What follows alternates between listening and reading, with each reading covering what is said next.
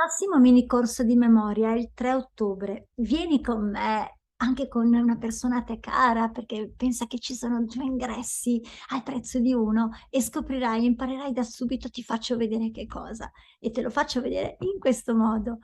3 ottobre, ecco qua, 3 ottobre. Cosa imparerai con me il 3 ottobre?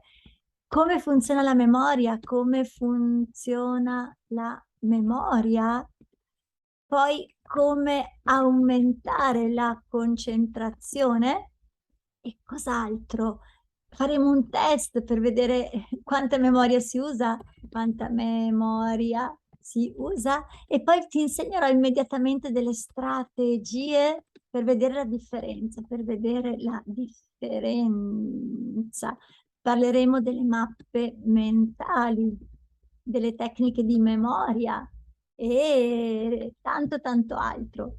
Ti aspetto perché è un corso pratico, cioè non è che ascolti me e boh, ti annoi, ascolti poco e fai, perché il modo migliore per imparare è proprio quello di fare, di agire. Ti aspetto, ciao, ciao, ciao.